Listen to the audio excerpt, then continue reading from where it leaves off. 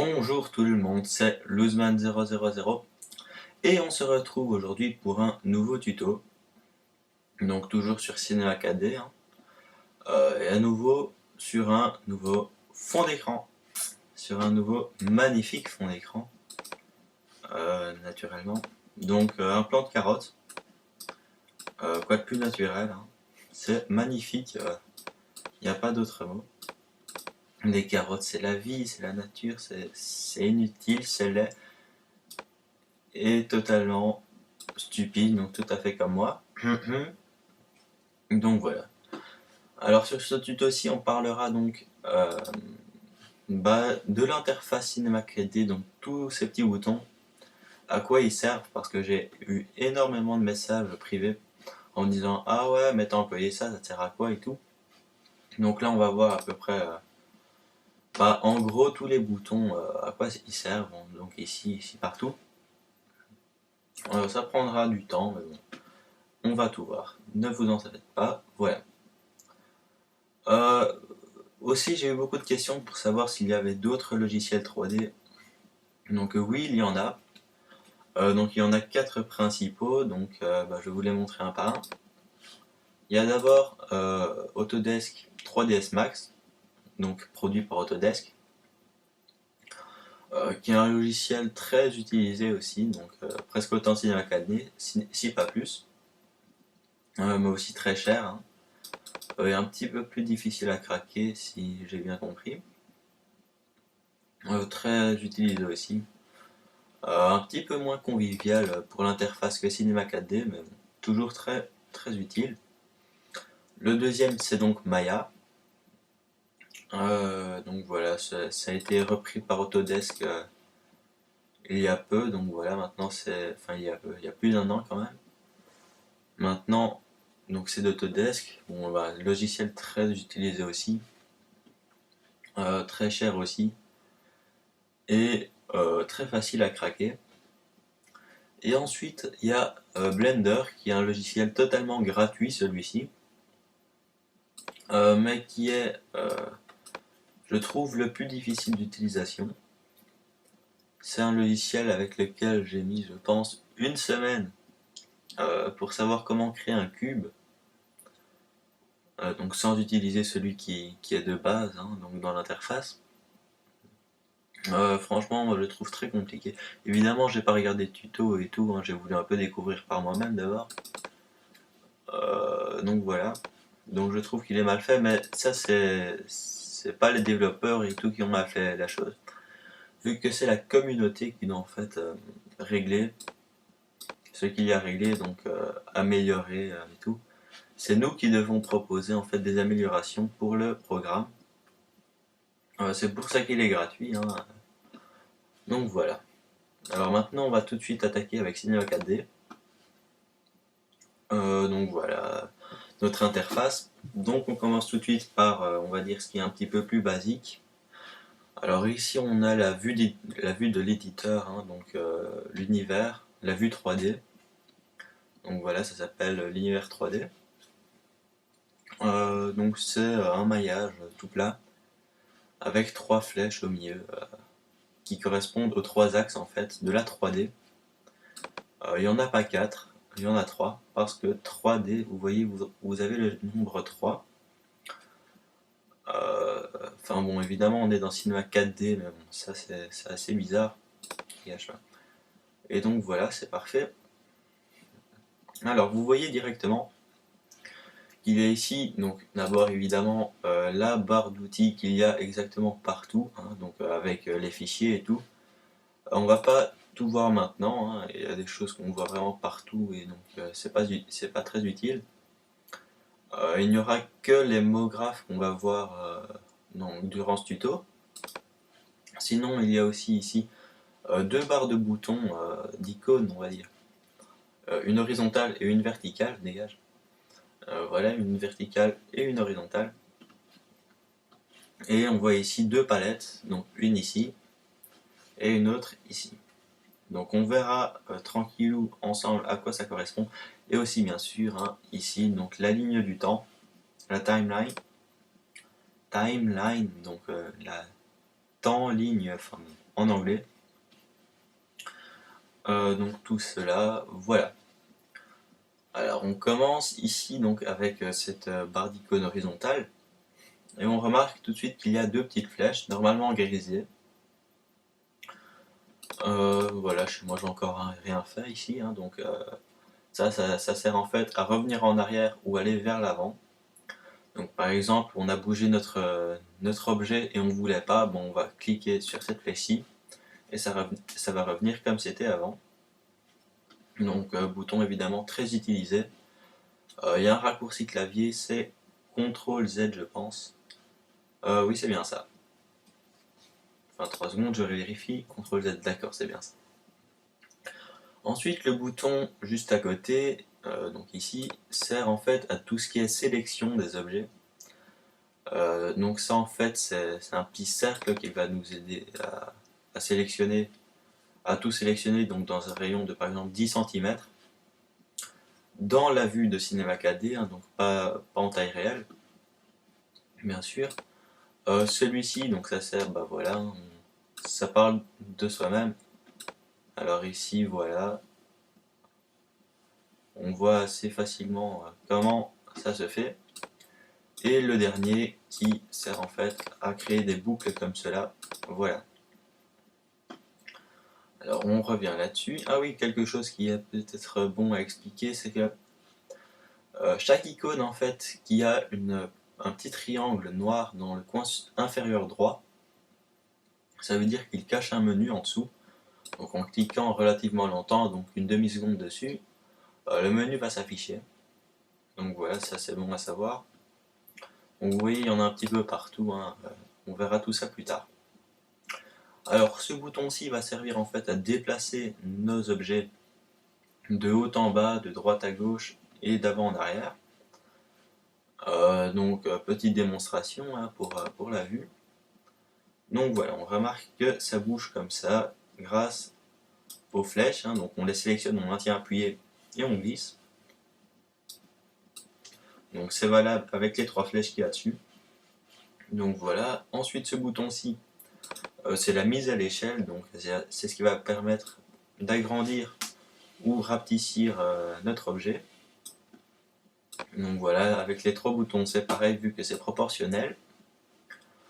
Et enfin ce dernier bouton qui va nous servir à tourner notre objet dans tous les sens.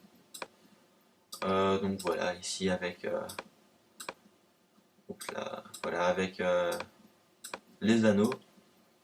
Donc en appuyant sur majuscule et en cliquant sur l'objet, on peut aussi le faire tourner. Ici pareil, on peut aussi l'agrandir ou le rapetissir en maintenant majuscule. Et ici le déplacer comme on veut. Voilà. Je supprime donc mon cube. Alors ceci, c'est en fait l'inventaire de tout ce qu'on a utilisé. Hein. Donc ici j'ai utilisé ces quatre choses-là et ces trois choses-là. Donc ça nous en fait bien 7. 1, 2, 3, 4, 5, 6, 7, c'est parfait. Ils sont tous répertoriés dedans.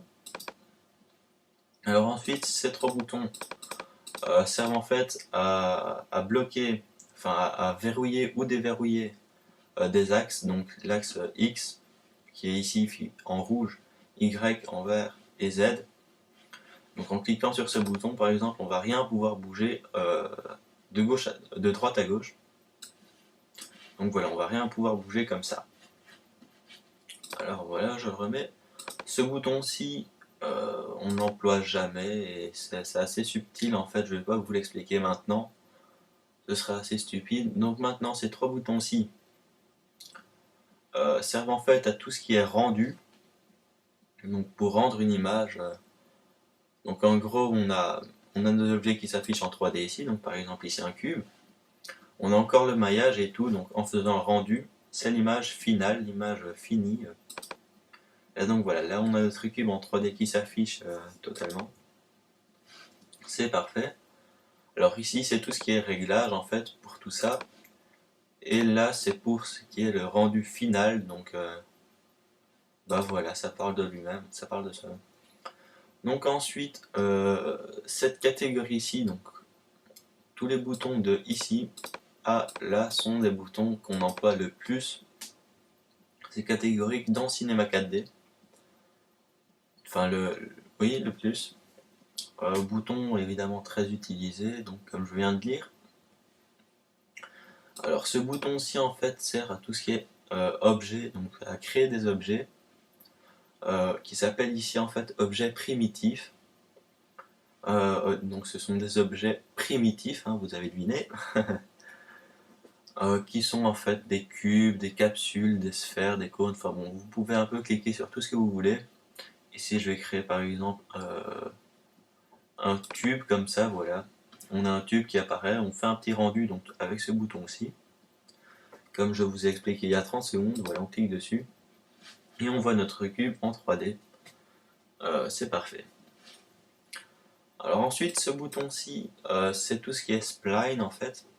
Donc pour ceux qui sont sur Photoshop, vous savez forcément de quoi je parle. Ce sont des formes en 2D. Donc voilà, c'est tout, c'est tout. Ce bouton, ce sont les NURBS. Donc voilà, c'est ce qui va permettre en gros à rendre un objet 2D en 3D. Sinon, l'HyperNURBS, c'est tout différent. Ça va nous permettre allez, on va dire, d'arrondir un objet, de rajouter du maillage et de l'arrondir. Enfin bon, c'est difficile d'expliquer ça. Le meilleur moyen de vous le montrer, c'est la pratique. Donc, on crée ici un cube et un HyperNURBS. Voilà, on glisse le cube, donc on clique dessus, voilà. On va le mettre dans l'HyperNURBS, donc on voit que la petite flèche indique le dessous, voilà. Et on voit que ça a littéralement arrondi mon cube. Donc voilà, ça a rajouté beaucoup de maillage, hein. Vous voyez d'habitude le cube c'est carré, assez bizarrement. Et là, donc il y a seulement, attendez que je dise pas de bêtises, 12 arêtes, voilà. Ici, ça a littéralement explosé, le nombre, il y en a beaucoup plus maintenant. Enfin bon, voilà. Alors ici, c'est un bouton qu'on emploiera en fait pas tellement, sinon pour la symétrie lorsqu'on fait de la modélisation. Parce qu'on est un petit peu fainéant et qu'on n'a pas envie de trop de faire la même chose à chaque fois des deux côtés. Sinon, bah voilà, connecter, ça sert à faire que deux objets en fait n'en font plus qu'un. Ou alors à soustraire des objets et tout, ça c'est le booléen, donc c'est très utile. Pour le booléen et la symétrie, mais sinon, très peu utilisé.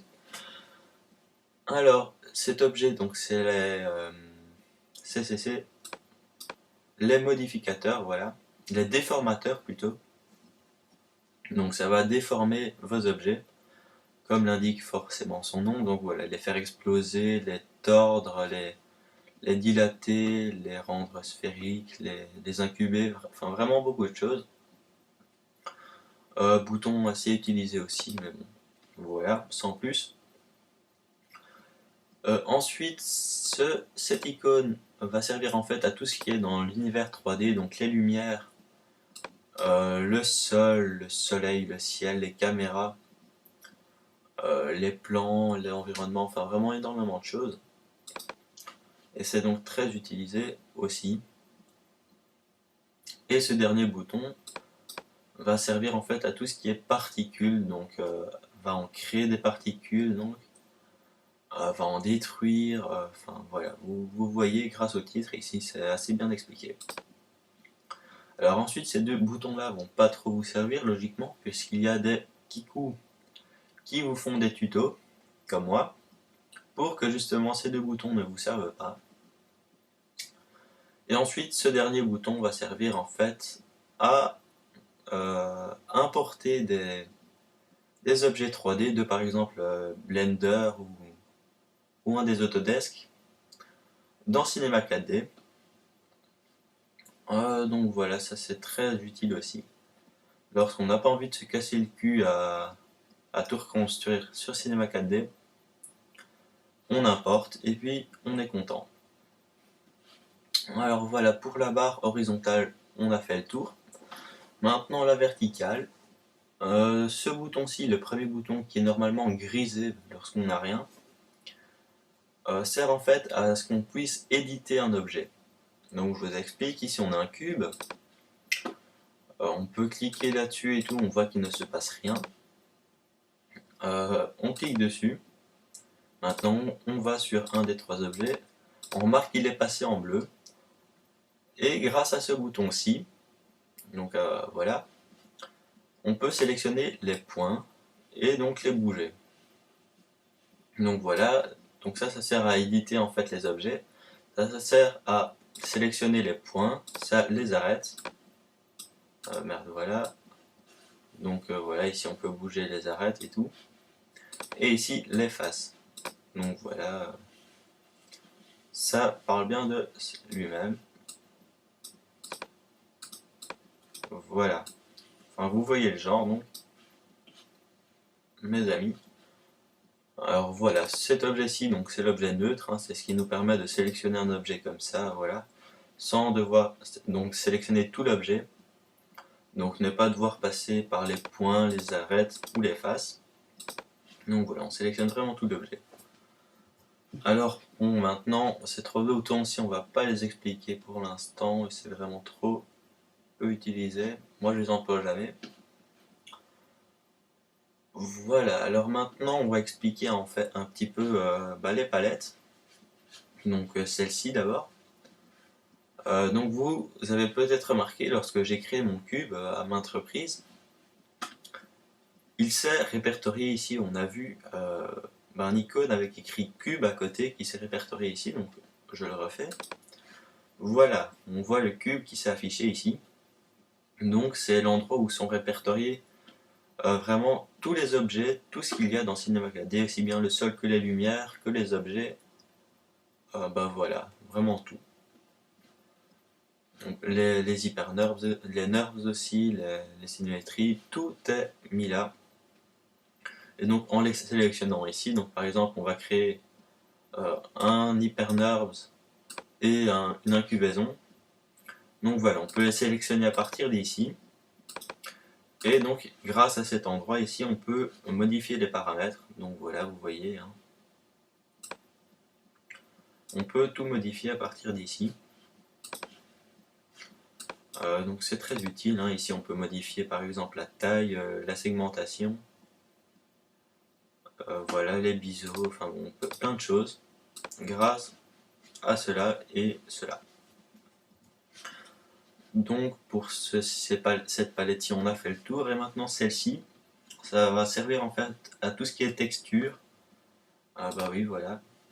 Donc tout ce qui est matériaux, les couleurs quoi, en gros. Donc on fait un double clic ici et on a une couleur qui se crée. Par défaut, elle est grise, donc un peu partout. On double-clique dessus et là on peut la passer dans la couleur qu'on veut, hein, donc, soit on modifie à partir de ces trois barres, soit on clique dessus et là bon bah voilà, comme sur Photoshop, hein, on prend la couleur qu'on veut, donc ici un petit rose avec des réflexions et tout. On verra ça dans un autre tuto. Voilà. Alors maintenant la timeline, donc la ligne du temps. Par défaut, il y a ici 90 frames, donc ce sont des images. Donc ici, on se déplace dans le temps, donc d'image en image. Par défaut, la vitesse de défilement est de 25 frames secondes, 25 images secondes donc. En Europe, aux États-Unis, c'est 30, enfin 29, quelque chose. Voilà. Donc voilà, c'est dit. Maintenant, qu'est-ce que je pourrais dire d'autre? Bah voilà, ici avec ce bouton on met play, ici on se déplace d'image en image. Ici on se déplace carrément à fond, hein. On fait toute la ligne du temps. Voilà, donc ça c'est dit.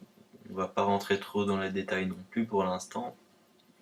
Ah oui, pour agrandir ou rétrécir la timeline, donc vous voyez ici, il y a 90 F, donc qui équivaut à 90 frames.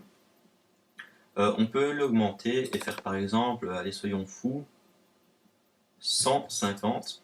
Voilà. Alors, on remarque aussi que notre ligne du temps ne s'est pas encore élargie, n'a pas encore augmenté, elle ne fait toujours que 90 frames, 90 plutôt. Désolé, je suis de Belgique, hein, donc je parle belge. Donc voilà, pour l'agrandir, il suffit d'appuyer ici sur la petite flèche, donc ici. Voilà, on clique dessus et on l'étend jusqu'à la fin de la barre. Et là voilà, notre ligne du temps fait bien 150 images. Donc plus ou moins 5 secondes en américain. Voilà, j'ai pas dit de conneries, c'est parfait. On va revenir, hein. Bon, on va pas revenir en fait. Alors maintenant, pour nous déplacer dans la vue 3D, parce que j'ai aussi eu énormément de questions sur ça, donc ça se passe ici avec les 3 boutons en partant de la gauche. Donc ce bouton-ci, on maintient appuyé, on appuie dessus, donc, évidemment, et on se déplace, donc ça va nous permettre de nous placer de gauche à droite, de droite à gauche, de haut en bas et de bas en haut. Donc voilà. Alors ce bouton-ci va nous permettre en fait, en se déplaçant avec la souris de droite à gauche, de zoomer ou dézoomer. Donc on va à droite si on veut zoomer, on va à gauche si on veut dézoomer. Voilà.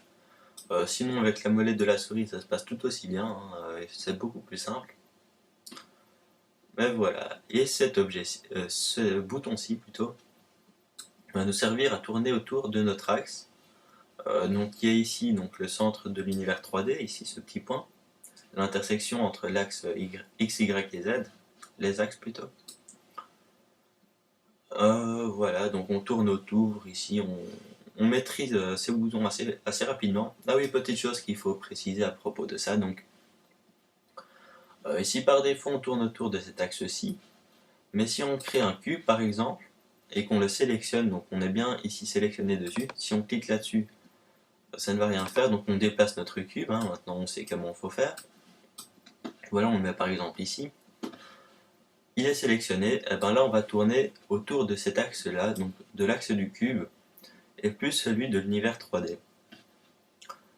Si on veut toujours continuer à tourner autour de l'univers 3D, on le désélectionne, et voilà, là on tourne autour de l'univers, ici.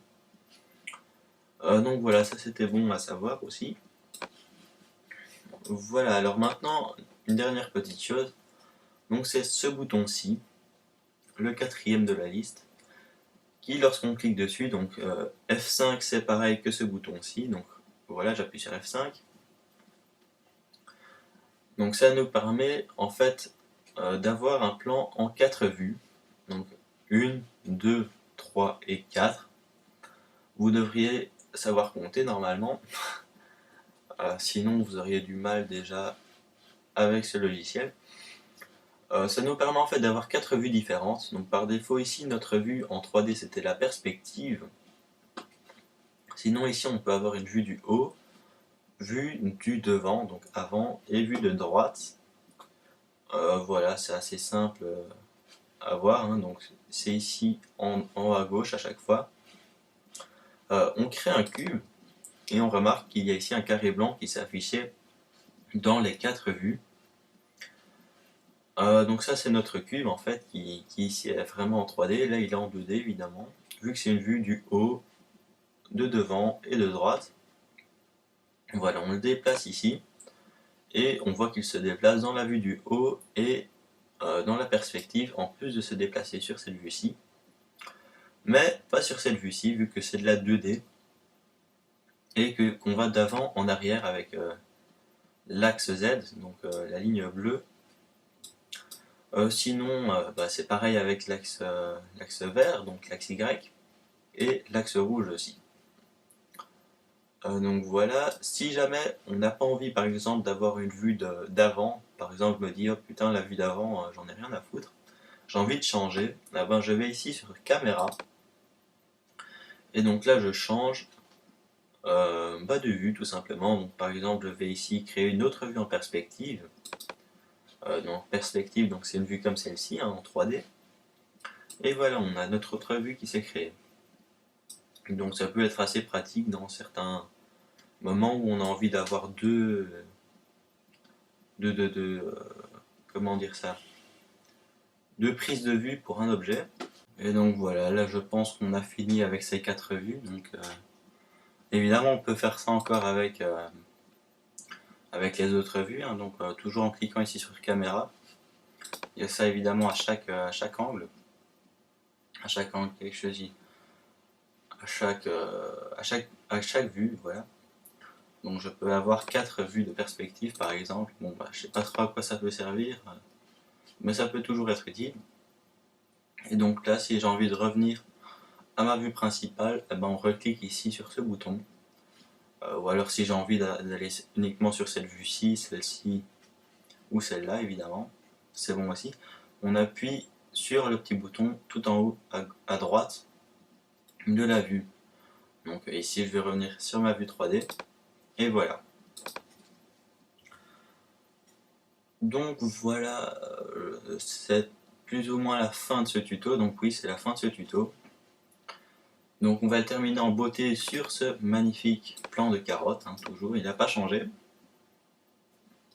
C'était un tuto made by Loseman000. Aimez la vidéo si vous l'avez aimé, commentez-la, posez vos questions et tout. Franchement, je suis normalement tout le temps présent pour y répondre. Abonnez-vous à ma chaîne si ce n'est pas déjà fait. Et bien voilà, je vous dis à plus tout le monde et on se revoit pour un prochain tuto. Allez, bye!